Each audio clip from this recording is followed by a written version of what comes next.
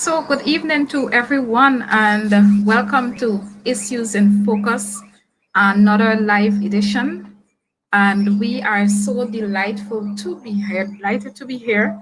And I have with me for those individuals who would have been here on our first men's program, Men Talk, I should say. I know you guys would have enjoyed these gentlemen. And I am pleased to say that they're back. One of them will be joining us just a little later. And we have a new guest joining us with our Men Talk this evening. So without any further ado, I want to introduce to you the gentlemen that are on the platform. First up, sitting next to me virtually, we have Russell James, the famous Russell James. he would have he would have graduated this year from USC, and well, he is off to wherever God will lead him in the future. And Russell, we are so delightful to have you again once with us. Next up, we have one of the, okay, so I'm seeing Yuan's camera on, so I'm going to introduce him before I introduce our youngest participant. So we have with me, with us, Yuan Bob. Yuan is from Barbados. He's a Bajan. And Yuan will be completing school in just a few months. And I am so happy for him to have him this evening. He's also married. Well, one of the married men on the panel this evening. Russell then will be joining soon. So Yuan, welcome to Issues in Focus this evening.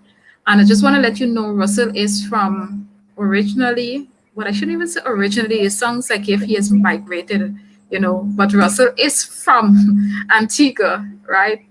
But he is just like many of us, we are just temporarily here in Trinidad and Tobago.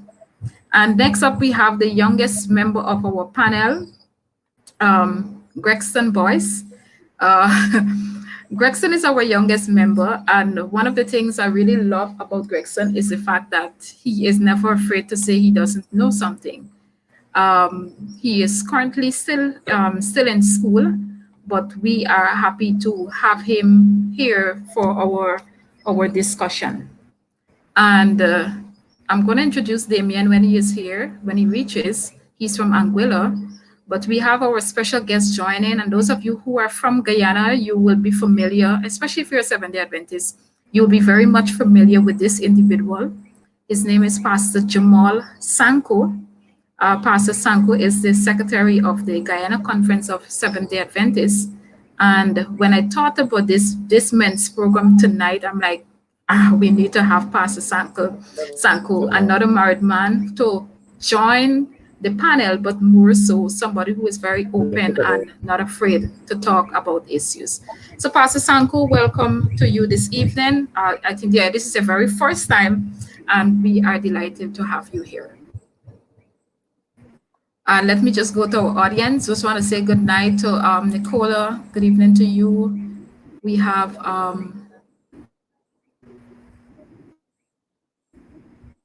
Duchi Cinder. Welcome to you. We have Danielle and Obioma. She is viewing from YouTube. Fran, Evelyn Mears, Vanessa James, and we have Aveline. So these are some of the persons who are viewing right now. Remember, if you are viewing and you don't say hello, you don't say good night, you don't give a question, you don't answer a question, you don't give a comment, we would not know that you are on this evening. So let's get straight into it. And just to let the audience know, we are trying to wrap up this evening by 7:30. This particular program, there are maybe one or two more parts attached to it. And because all of us here, we have another event to go to. So we are trying to wrap up a bit early. We will be late for the event, but nevertheless, the gentlemen, they made a commitment. And I'm happy that they committed that they're going to stay here. We're going to complete this, and then we're going to go to our function after. So let's get straight into it. Oh, we have Janita Sayers joining us. Welcome to you. We have Renata Monroe. We have Mark Austin. We have, Basil, it's good to have you back, Basil. And we have Snow Princess Blair, welcome to all of you. So let's get straight into it, guys. Brooklyn is in the house. Yes, Fran, Brooklyn is in the house. Remember, if you have not shared this link, share it, share it, share it, share it, share it. Because somebody needs to hear the information that we have in store this evening. All right, great. So let us start. Pastor Sanko, good to see your face. To the audience, just take a good look at him. Yes, you're seeing him. You're seeing him. You know, he's adjusting his camera, ensuring that he's getting everything set so that when he's ready to speak, nothing goes out of line. I love that, Pastor Sanko. So great. So the first question, gentlemen, and I know our ladies, they still keep sending questions. So I will basically just attach them to the other group of questions that we have to look at. And so the first thing that we want to start with, why is it that men are filled with so much ego? I should say some men are filled with so much ego and pride. Why pride? Why is it that some men are filled with so much ego and pride? So any one of you can begin this particular question. So go right ahead.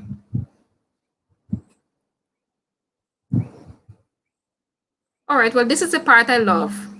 Calling somebody who, when you see the guys are looking at me and wondering who do I begin with. Gregson, I'm not going to call you first this time. You're not going to go first tonight. So I'm going to call on Russell. Russell, you go right ahead and start this question off. Why is it that some men are filled with so much pride and ego? Remember, audience, these questions came from ladies. So gentlemen, I did not make up these questions. It came from other ladies beside me. And we just want to know some of this information, though. So go right ahead, Russell James. All right, let me say good night to everyone. The ladies are asking us some questions that some of us may not even be able to understand or to even make a comment, right? Why are men filled with so much ego and pride? Probably because that's probably what we have. We have our ego, we have our pride, and so we operate in that sphere. When I looked at the question first, Shibiki, I said I said the same thing that you said, in that you can't say all men. Some of us are too egoistic or egotistic. But I guess it's a part of being a man. I don't know. All right, so right there for this evening. That's it. Yeah, it's just a part of being a man. All right, Pastor.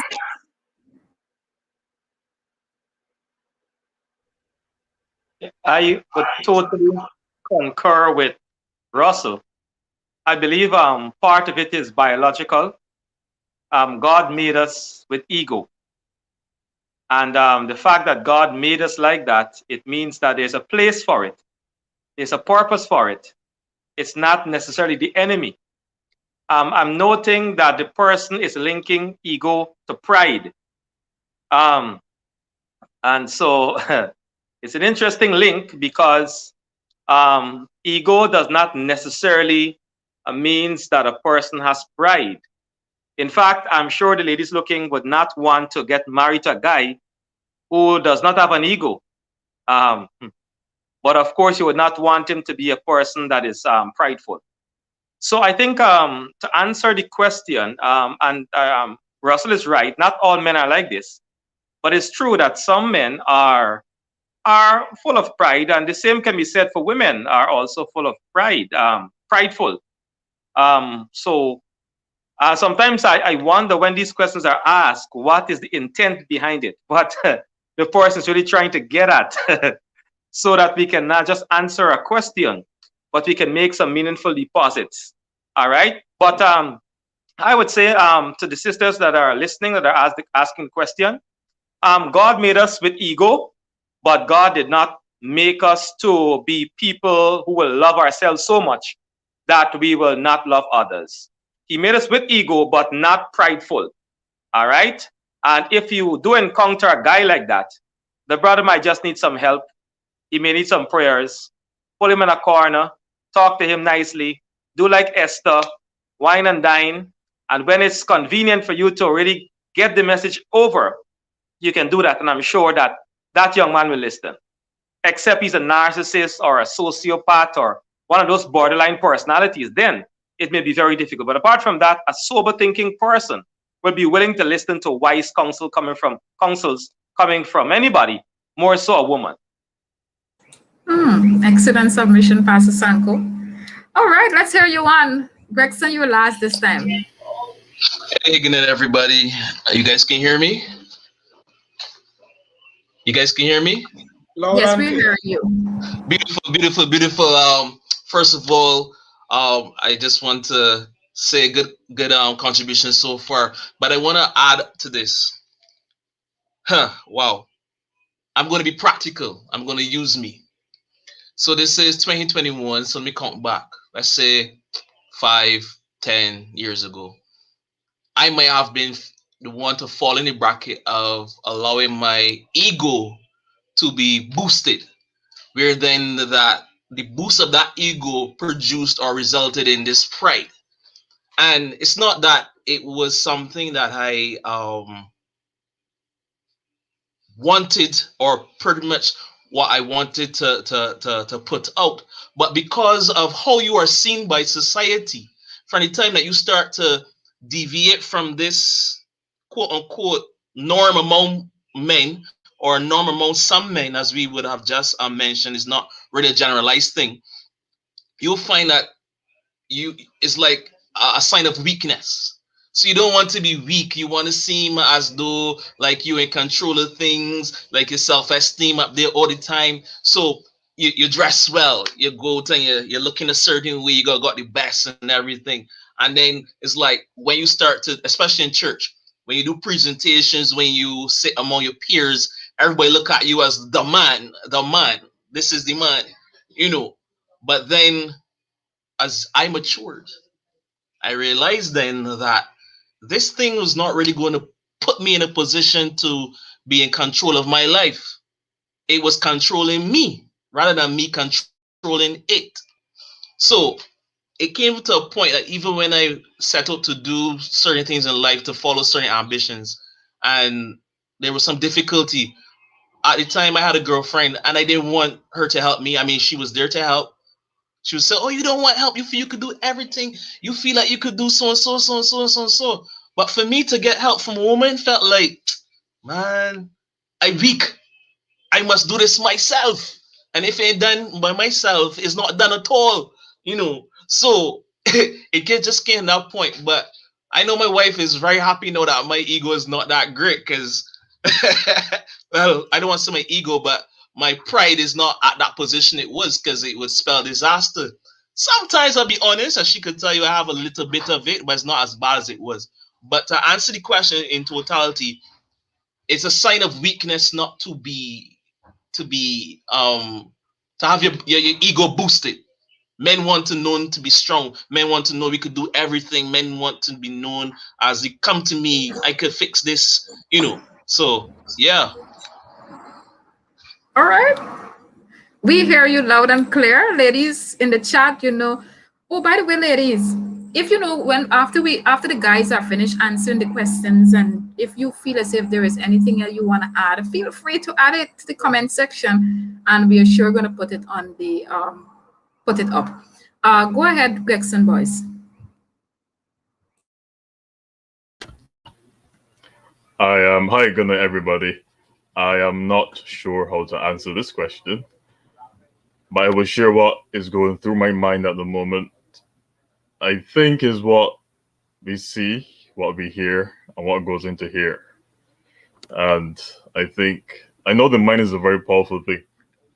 So I mean, whatever we have in there, it will come out by our actions or by our mouth. So I think it has to do with what is on our minds and what is on the heart. That is all I will say on that.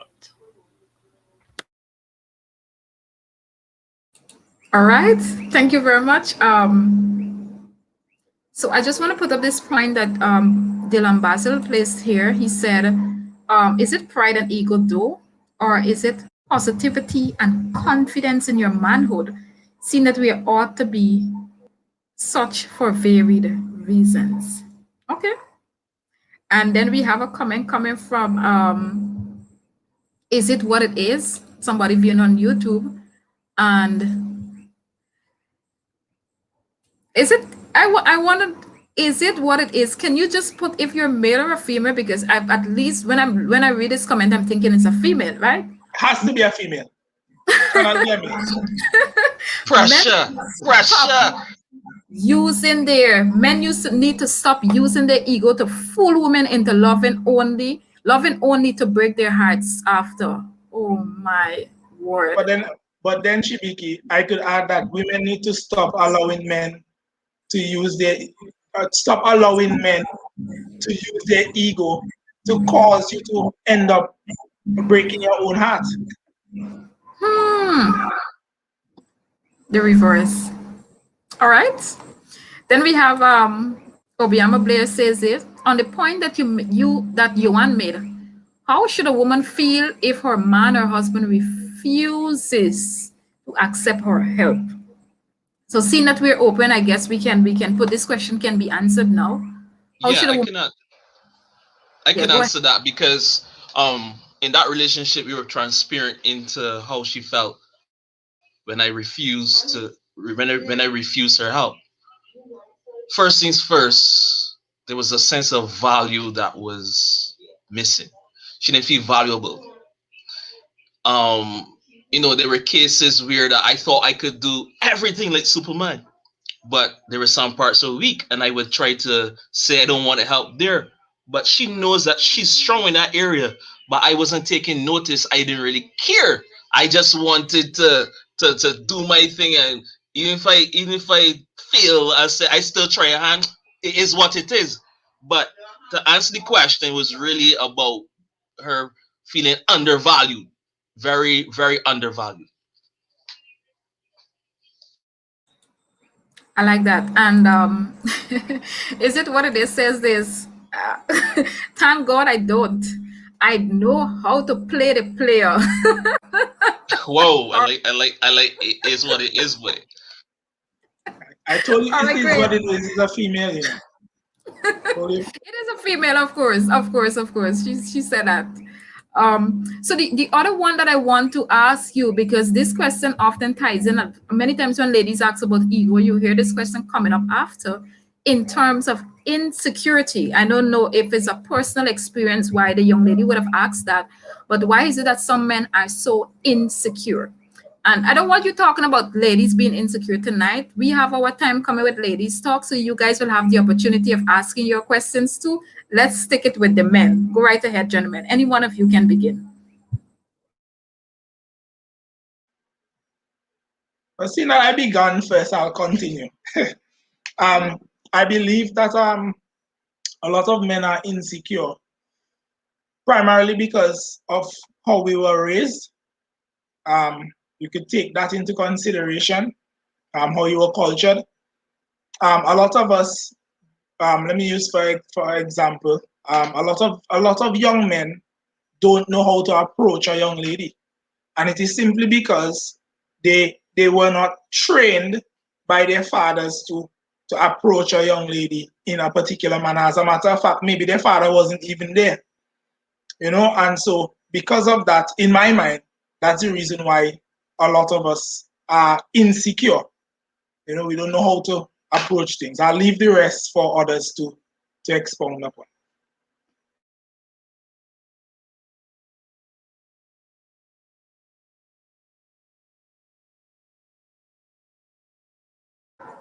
All right, so why is everybody watching at the microphone and trying to see who is putting it on before who? All right, Gregson, go ahead. I know that we have to answer every question, but I'm waiting for a particular question in which I shall give a sermon. So I'm waiting for that particular question. But why do we have insecurities? That is a good question. I don't want to repeat myself, so that's a good question. I don't even know how to answer it. Maybe after the others talk, something will come to mind. So if the others can contribute, that would be great. All right, Gregson. Go ahead, Pastor Sanko. All right. Well, of course, I'm happy that it was established that not all men are insecure, but some men are. And why are some men insecure? One, I guess because of, low self-esteem, low self-concept. If a man does not feel good about himself, he can always feel like, he runs the risk of losing his lover.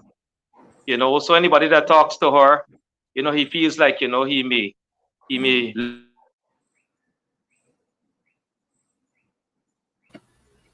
All right, seems like we lost Pastor there a bit. All right, so while Pastor, okay, go ahead, Johan, go ahead. No, to build on what Pastor Sanko was saying, I find that insecurities come as is basically the opposite to the ego, because the ego basically, as we would have defined it earlier, would have been having like a high self-esteem. So what does not drive your ego places you at a level of insecurity. So I spoke about weakness. You don't want to show weakness, but when there's actual weakness, Pastor Sanko just made a statement about being afraid to lose that girlfriend because it's something that was missing. It's usually to do with something that's missing. I give another example. I'll be honest again. I started late in life in my academic pursuit. When I met my wife was already finished her master's and started her doctorate. In the very beginning, in my mind, I was like, whoa, how am I going to relate? How am I going to help to contribute? How am I going to do this and that? So that is where something was missing. There was the academic side was missing, because it was like almost we call it in a margin family, marrying up or she marrying down. you know, I mean, both parties got to come together and understand at the end of the day what is expected and what's not. But in the very beginning stages, I felt a type of intimidation, right? Because something was missing on my part. I didn't have the academic fortitude that she had. But now I am doing my bachelor's, almost finished. Going to do my master's soon enough. And there are a lot of different examples where that the insecurities can come. So I'm just speaking from my experience, because experience is a teacher. So I believe that there should be comments coming in on your side now. I love that. I love that.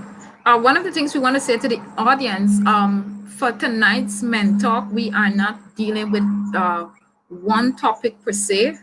We are looking at random questions that were sent by ladies. So if you realize, we will not be spending a lot of time on one particular topic. So most times if we move off from a question, we will continue, because we have many questions that the ladies would have sent. I'm not certain, gentlemen, but if you're hearing an echo on your end from my side, can you just put a message in the private chat? Because like I'm hearing a feedback to me, but I'm not certain if you guys are hearing it. Okay. All right, slide. All right, cool. Before you go on, All right, something. Yeah, go ahead, Greg. So I will share it quickly. There's a saying that sticks and stones may break my bones, but words will never hurt me. I think that is garbage. As I said earlier, sometimes it is what people say, and people can be really cruel. They say things like, you're ugly, you look bad, you will never amount to anything, you're going to follow your father's footsteps. And we know the familiar sayings that they say. And then we're hearing it so often that these things stick in the mind and they play on your mind. And then next you know, you find yourself going down a certain road. I think you go two extremes. You go the very bad road, or you say, listen, this person, I want his words or her words to fall to the ground. So I'm going to do certain things to change my path. But sometimes people don't always think like that. So they end up so they really take these things to heart, and then they go through life thinking they're ugly, they're unbearable, and so on and so forth. And that That is terrible. And so you might find some men who think that they are not good looking enough. You know, women might like men with beards. So Gregson is out. Men with beards or muscles or a deep voice or X, Y, and Z, but you don't have those things, and you think that you're not you're not a prize. You know, you think that no people want you because you don't have these things. So it can boil down to what people say and what you have in your head, what you tell yourself. So I think that helps. That contributes to these insecurities. All right, great. Thank you so much, Gregson. Pastor Sanko. Yes, I seem to be having some connectivity issues tonight. But I heard some of the responses, and I need your permission to keep my camera off. Let me see if this will help. In addition to what has been said, I would like to posit the notion that sometimes, apart from, I was making the point about low self-esteem, I will not continue. Sometimes some women give men reason to be insecure. I'm not sure if that point was made while I was off, but you know, if you break a man's trust and a man is simply trying to be protective, he's not being insecure. So I would like to make that point secondly. And number three, sometimes what women call insecurity is simply a man taking seriously his responsibility of protecting that which belongs to him. And so that may come over as insecurity. Sometimes it is, all right? But it may just be that the man is protecting what he believes is rightfully his. I mean, even God, the Bible says God is a jealous God. I mean, you know, so it might just be man. He doesn't want to lose something valuable. And I share the point that Greg made. Sometimes women can have a woman can have a caustic tongue, and while you may not have a lot of muscles, sometimes women do things that could really break a man, mash him up. And Greg mentioned some of those things that women say to men that cause them to feel and behave in ways that they had not to show you. You know, they have to show you something, prove a point. Thank you. All right. You're welcome, Pastor. I'm just smiling because of some of the things that you would have brought up, you know, conversations with men. I will hear some of those things being spoken by them. So Jason has a question here. And is it possible for one to be insecure and still trust his or her mate? Is it possible for one to be insecure and still trust his or her mate? Go ahead, gentlemen. It depends. What are you insecure about? You know, if if you're insecure, if you're feeling like, you know, the girl is interested in somebody else as well as you, then no, you can't trust her. But if you're insecure about something else about yourself, then it does not mean that you will not fully trust the individual that you're dating. So it depends to me on what your insecurities are. Okay. Anybody else would want to attempt add anything to that question? Just to add briefly, I would say it would be difficult. I would not say it's impossible. Maybe it's close to impossible, but it would be very difficult to trust if you have feelings of insecurity. You know, Russell says something there, like it's almost like a one cap doesn't fit all situation. But as he said, depending on your insecurity, did she trample upon that part? You know, because there might be a lot of other things that might come into the fore of the relationship.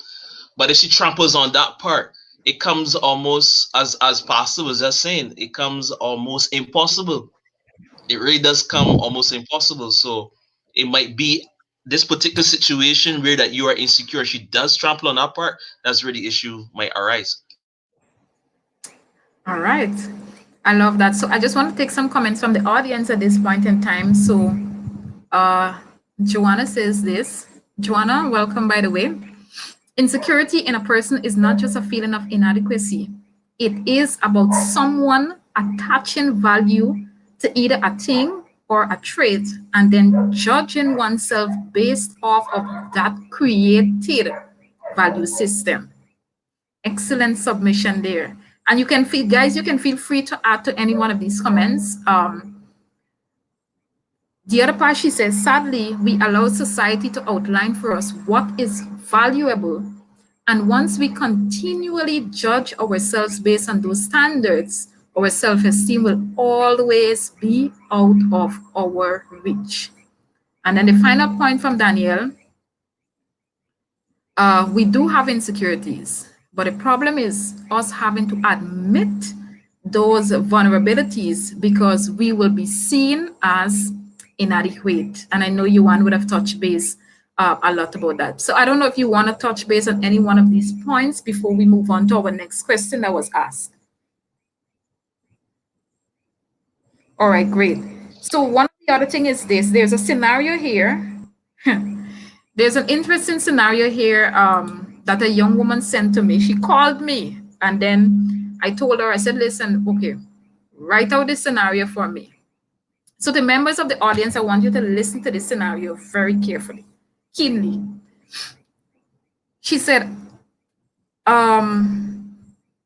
after this guy would have been talking to her for a week, the man asks her for a relationship. He wants to know if she will be ready for marriage within 6 to 12 months. So let me just give back the first part to the members of the audience, just in case you missed it. So after this guy has been talking to this woman for about a week, the man asks the woman for a relationship. He wants to know if she will be ready for marriage within 6 to 12 months. She in turns tell him she would like to get to know him better before going into a serious relationship. He gets angry at her response. So she wants to know, what do you think is his intention? What do you think is his intention? Preach, Gregston. Preach that sermon there. Preach that sermon. I know all the guys, I noticed all of you guys are just smiling through this question. So yeah, Gregston, go, you've been called upon. Go right, go ahead. This is not the question I wanted to preach the sermon on. Nevertheless, it sounds like something straight from 90 Day Fiancé, if you know about that series. There's a reason for doing it and doing it so quickly. It sounds like, no offense, people say, to be quite honest, Gregson is always honest, so I don't have to say that. So what I was saying next is me being honest. It sounds like Gregston 5 years ago. Okay. Yeah. Okay. All right. And that was so because I did not understand certain things. So certain things I understand now. I wish I didn't do it or say it then, but we live and we learn. What is his intention? I don't know. It sounds a bit fishy to me. Things are... Greg, well, I want to reverse that question. You would have mentioned that would have been you 5 years ago. Yeah. Let's just go back, flashback with me. What was your intention? Seeing that this scenario sort of fit the Gregston that was there 5 years ago. What was your intention in a situation like this? There was a great desire to have a companion. Not because you want somebody to be wild with and have sex with and all of that. I just thought that it would be nice to build with somebody. And it's not that I want a companion so that by the next year we're married, but you build a friendship, you build a relationship. And I would tell you why I said relationship and not friendship. You build a friendship, and of course a relationship takes time. So the years will roll on. you know, and you'll build a nice solid relationship. But that didn't work out because I kept missing up the part about friendship. Friendship, that's important. So that was my intention. I wanted to build with somebody maybe 3 or 4 years and then decide to marry instead of having a 1 year something. Then you say, hey, let's get married. I think that's crazy. Well, no, that's not crazy. For it depends on the people, but for me, I wouldn't do that now. 1 week is not enough time. It's not enough time. It is not enough time. Yes, you can learn a lot in 1 week. Yeah, but give yourself some time. Give yourself some time. So I don't know what his intention was or his intentions were, but it leaves a question mark for me.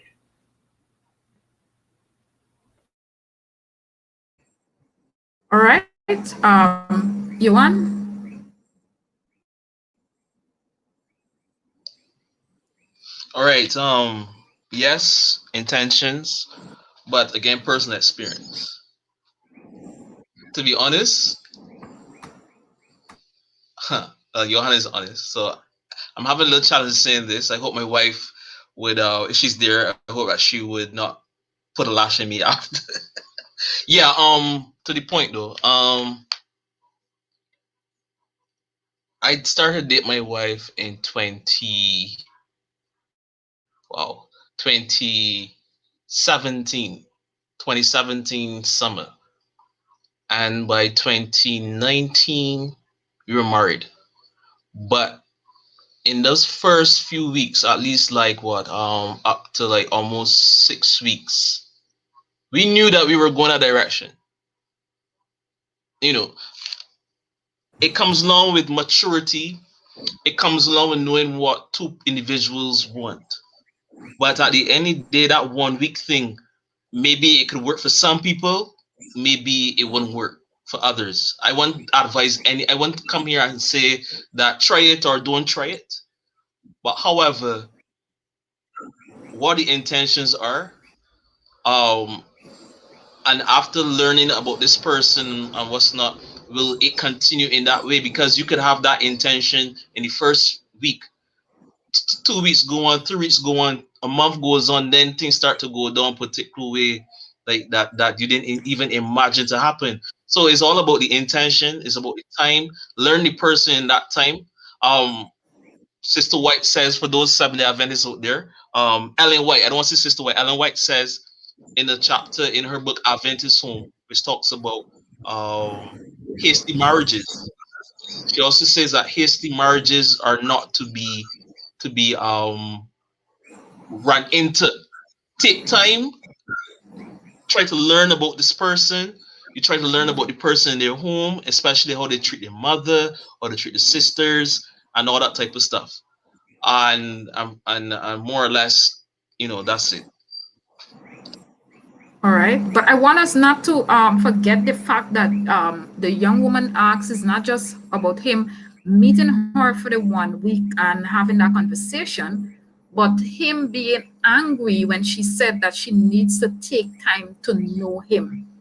Maybe that probably is really I line want that us being drawn. That would have been really line. If I was a lady, that line there would have been drawn there. Because if I say no, especially so early, and he gets angry, this could be the first of many red flags. I know many people are willing to look past red flags, because of certain, probably other circumstances, probably age, probably whatever the case might be. But for a time that came there, that to me is one of the first non-negotiables. You getting angry at just that, I can imagine the other situations that will come up that you could get angry at, and it could even be worse than where it first started. Oh yeah, Russell. Ah boy. There's a song from Percy Sledge that says, "Take time to know her." It's not an overnight thing. 1 week is not sufficient time for anyone to be jumping into any relationship with anybody. And if I were to advise this sister as to what she should do is put on her running shoes. because that man cannot be, you cannot be so confident in 1 week of talking to someone that you ready to propose to them. That's madness. That's some real narcissistic behavior. In that you are looking to tie down the person before they actually find out the type of individual that you are. And that's crazy. So sister, put on your running shoes and run like Shelly and Fraser. All right, thank you, gentlemen. I hope that she's listening. Well, I guess I'll get my feedback after. If she would have received, if she would have listened to the program this evening. But I realize from the audience standpoint, everybody would have had some comment, either run or do something, but not to stay. It's a major red flag and all of that. But Dylan Basil said this. He could either be hiding something, or maybe he has been doing his investigation on her long before the week. He has been speaking to her. Hence, he is confident she is the one. Dylan, my boy, if that was me, I don't care how much confidence he think he has in me. You've been angry because I told you that you gotta wait, bro. Nah, boy, you can't stay. Nah, she's the one, but he ain't the one though. That's He's the one to go. Definitely. And so, as we said to the members of the audience, I know some of you just joined us. Tonight, all of us, we actually have an appointment that started at 7, but because of this program, we continue. So we will be ended at 7:30. And so we have the final question on the board. I would like to ask you guys. It's a question that keeps repeating itself from ladies. And it is, why is it that some men cheat? Why is it that some men cheat?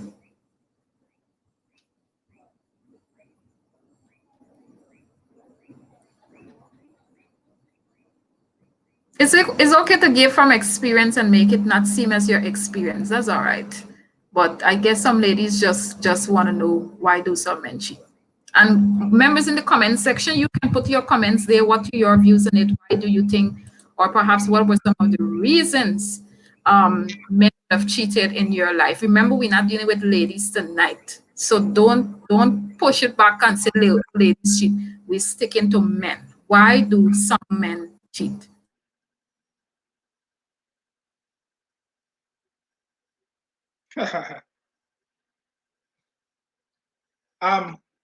Seeing that the guys are afraid to speak, I'll go first again. No problem. For me, at the end of the day, when you boil down all the reasons why men could cheat, I think it comes down to one thing really. It comes down to selfishness. It comes down to you wanting more than you have. Okay. And for me, that's the definition of being selfish, right? And so that's my answer. When I consider all the variables that may tend or lend to a man cheating, at the end of the day, all I see is selfishness. You just want more than you have.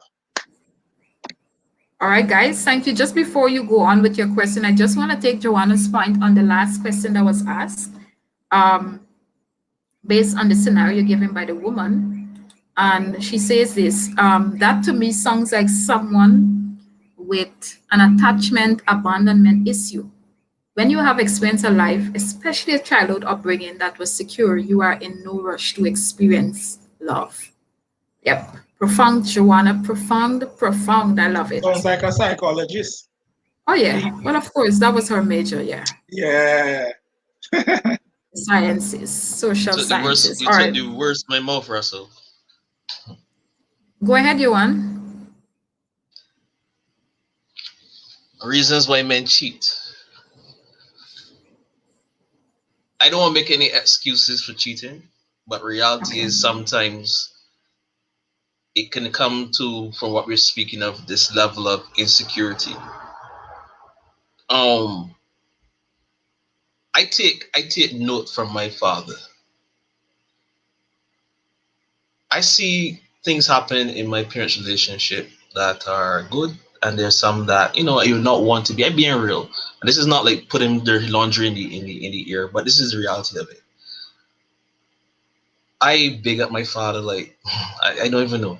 Like right now, there's some situations going on in our family, and the way all this situation is, it could take a man just to get fed up and not, And the thing is that my father has stayed through thick and thin, no matter what, and I respect that. But this whole level of insecurity, or rather, to replace something that is missing. Yeah, I should go to that part. To replace something that is missing from the relationship.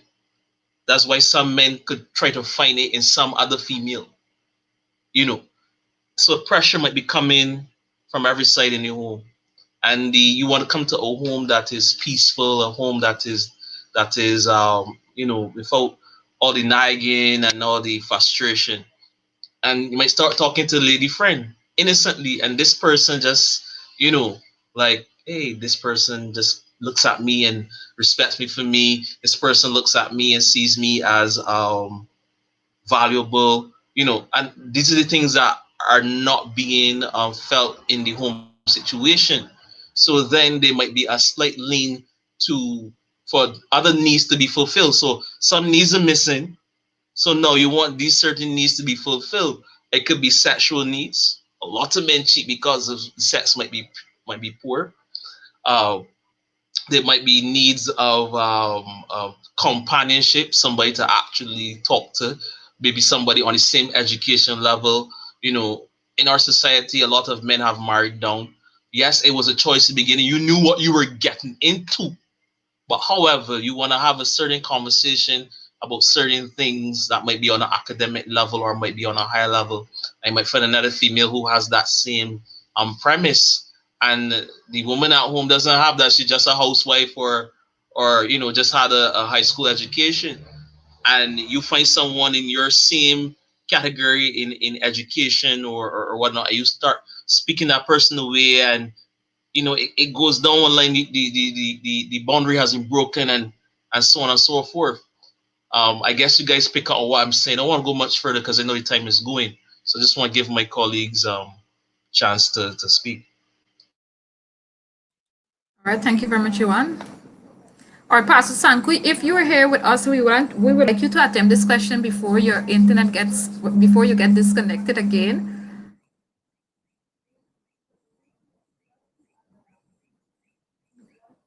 All right, I am not seeing any sign of microphone work there. All right, go ahead, Gregson, in the meantime.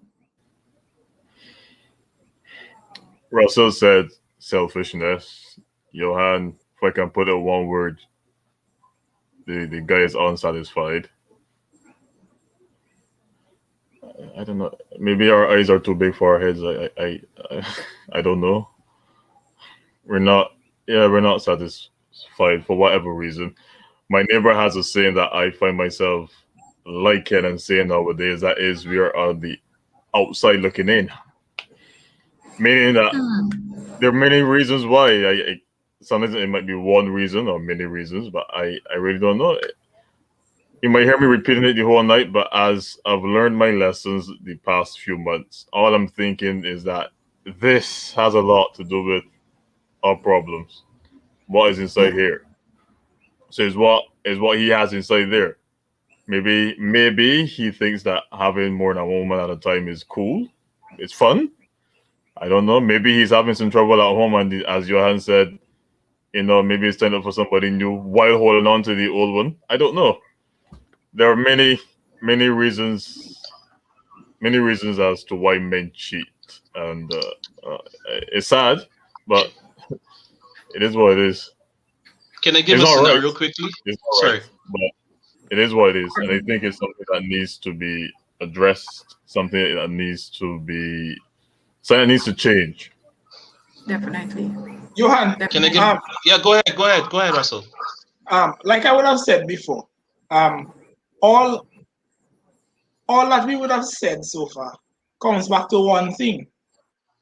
So you could say the man feels abandoned or he feels insecure in the relationship, and so he wants to find somebody else to talk to. He feels at a loss that he can't, get his way in the relationship, and so he goes and he finds somebody else who he could get his way with, or whatever you come up with in your mind with regards to why a man cheats, it comes back to one thing.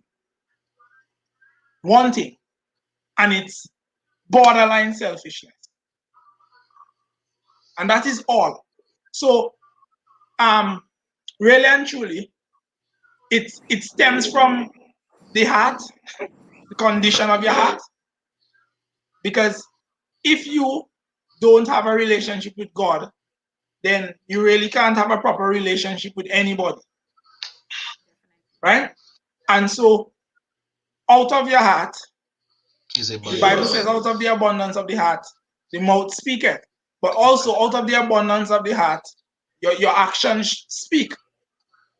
And so, because of your desire for pleasing self and not necessarily pleasing your partner, you will go and try to please yourself. And that's selfishness to me.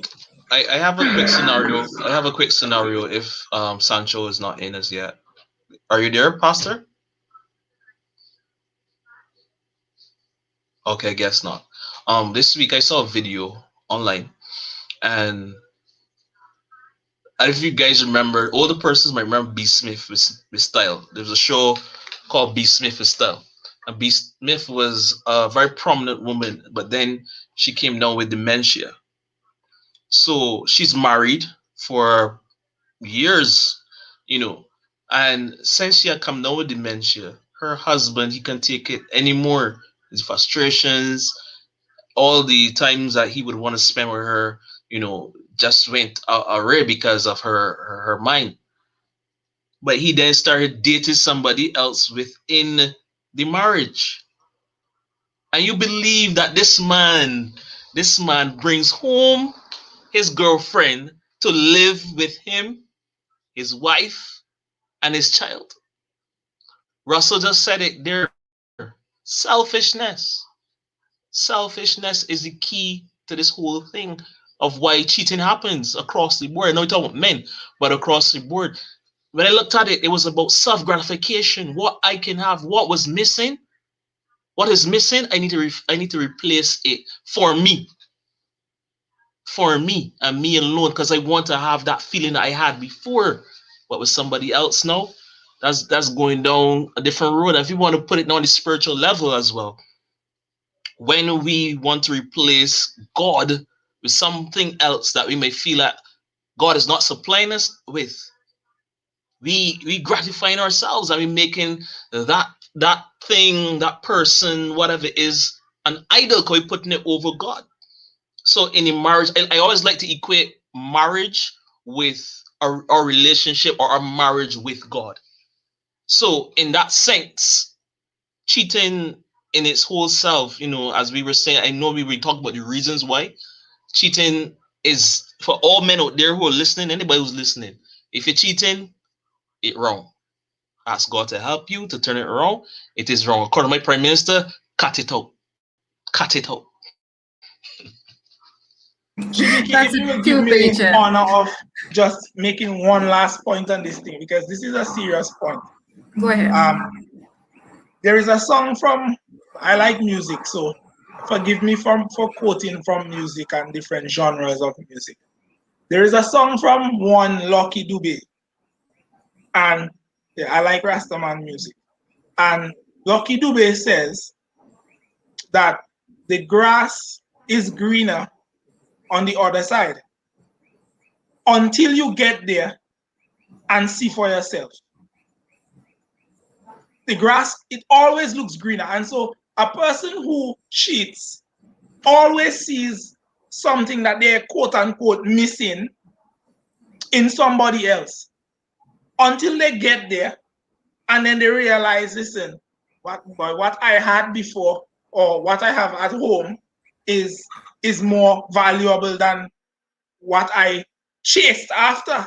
And so they go down the road of going somewhere else, and you're never satisfied, never ever satisfied. Because again, you're trying to please yourself in a relationship and not necessarily trying to please the partner that you prayed and went down on your knees and asked God for. Now, the other thing is, if you didn't go down on your knees and ask God for the individual, then I'll leave that there. I'll leave that there. So we are, yes. So we're about to wrap up, but it's important for me just to take a look at the audience comments. And this discussion, of course, we will have to continue it another time because there's so many other questions. So we will have a part 3 sometime next month or August coming up sometime. We'll have a part 3 to this program. But the first one coming from Revelation Hope, men cheat because their needs go unfulfilled. The other one, Chantel Cupid says this, long eye. She said disrespectful. Revelation also agreeing that it's selfishness. Jason says that cheating comes directly from the absence of Christ, from the relationship, and from the hearts of those involved. People don't welcome this much, but the reality is without Christ, relationships will fail. Exactly. 100%. I really, really love that point. And Russell would have alluded to it earlier. Dr. Shaw, I don't know. I know you made this comment here. She says, in a friendship and relationships, men need more than one female friend. I am not certain in terms of female friend. Is it, you're talking about a partner, a cheated partner? I am not too certain there, but I know the guys are puzzled by this statement. I don't know if before the end of the program. Yeah, maybe go ahead. the good doctor is also being sarcastic. I hope so. I would hope so.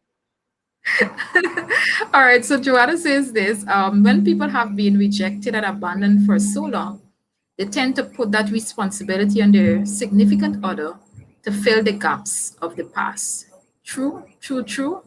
Another point here from Jason, cheating is a decision rooted in the heart. Let's figure out who is planting and what is being planted in the hearts. Anik Adams, men need to be content in the person with whom they have. Oh, yeah. Southwell says this, to me, it all boils down to communication. If there is something you are experiencing at home with your spouse, sit down and have a sensitive talk. Let her know how you feel concerning things. Well, of course, instead of trying to go to the greener pasture. Let me see.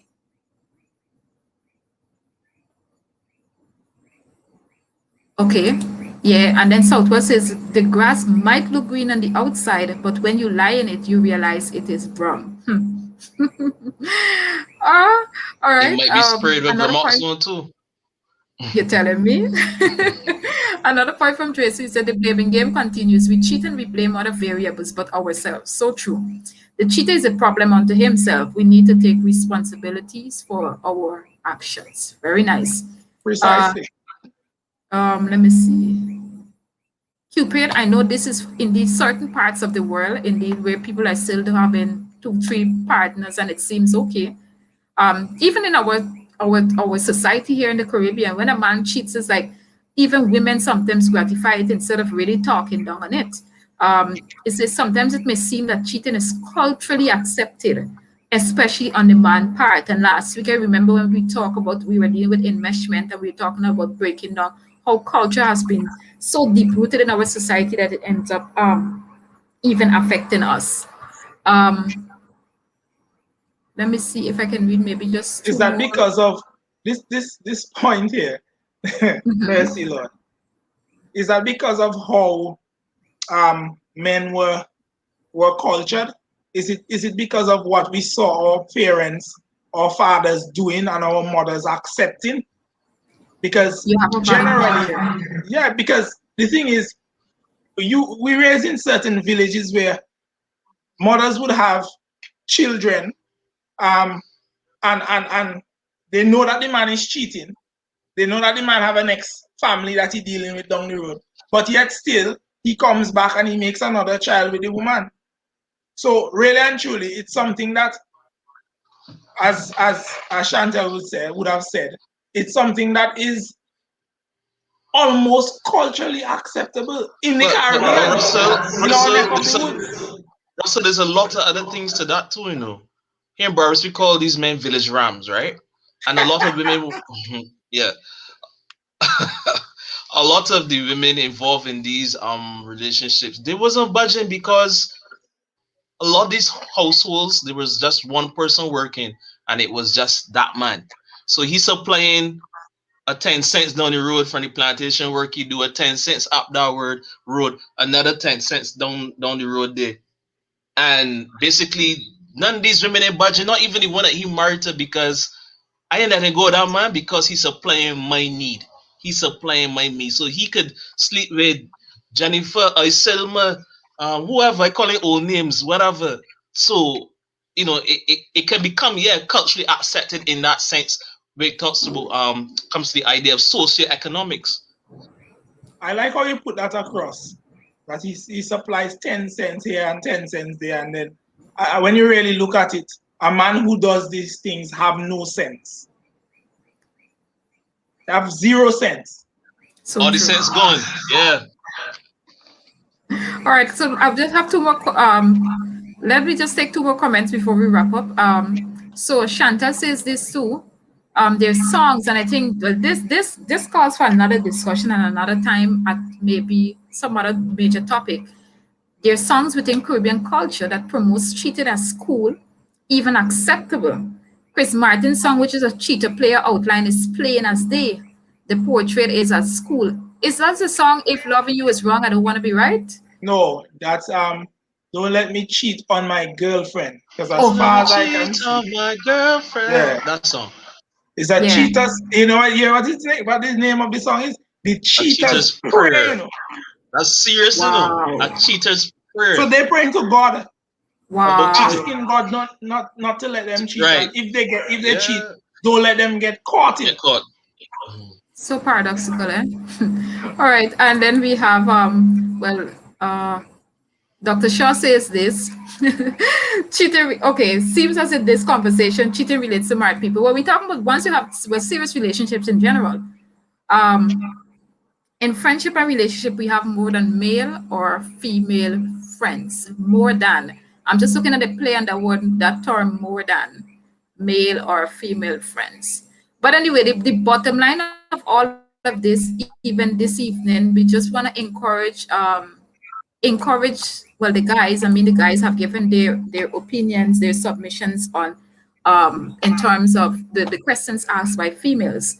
And I just want to encourage others out there, especially with this cheating arena, that sometimes our men will rejoice in. Our men are being given what? How do I say, like they're made champions when they cheat. And so we are hoping that one day this culture can be eradicated, but it cannot be if we women allow it. And so oftentimes we blame men many times for a lot of stuff, but a man can only go far as long as what we allow for him allow. So whether it be communication, whether it be sexual relationship, or whatever the case may be, a man, I mean, besides if it's rape or whatever the case, if we don't allow it, a man cannot go as far as we allow. So we women, each one of us too, we need to take our responsibilities even as we continue to deal with these variant issues that affect women and even the questions that were addressed by women. We're sorry that we have to cut this live short this evening because of our other commitment. But nevertheless, we just want to really say thank you to all the members of the audience. I know Pastor Sanku, he had terrible internet connection, and he could not have stayed true. But nevertheless, we are grateful for his submission to us this evening. Damian Benjamin, he had an emergency commitment, so he could not have been here he promised to join later, but he could not have been here after. But nevertheless, thank you, Yuan. Thank you, Gregston. And thanks to you, Russell, for being a part of our audience this evening and to address some of the questions, well, all the questions that were administered this evening. So God's blessings. I'm going to ask one of you gentlemen to just close us in prayer as we leave this evening.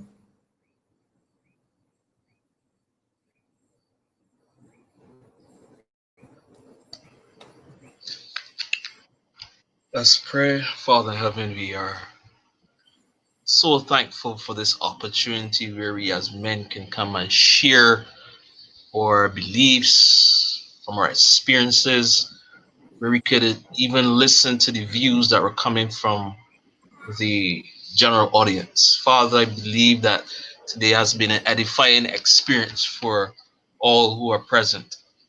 Father, we pray that if there was anything that we said that might have offended anyone, I pray, dear Lord, that it was not intentional.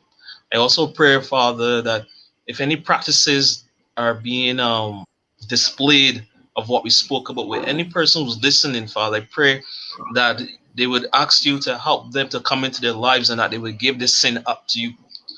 Father, I continue to pray for the success of these issues in focus conducted by, or facilitated rather, by your daughter Shabiki Vivos. I pray that this ministry will go a long way, and those who are listening, and even those who are participating, that all the information gathered, that it will be filtered in such a way that it will continue to build us up, not only for the kingdom, but also to build us up while we await your coming. This is our prayer in your name. Amen. Amen and amen. So thank you once again. We are going to play an outro as we leave this evening. You have been a wonderful audience. Don't forget to like the page and follow on Facebook at Issues in Focus with Shabiki Vivos. And subscribe to the YouTube channel, Issues in Focus with Shabiki Vivos. Follow me also now on Instagram with username Shabiki. Join us next Thursday at 6:30 p.m. God's blessings. See you then.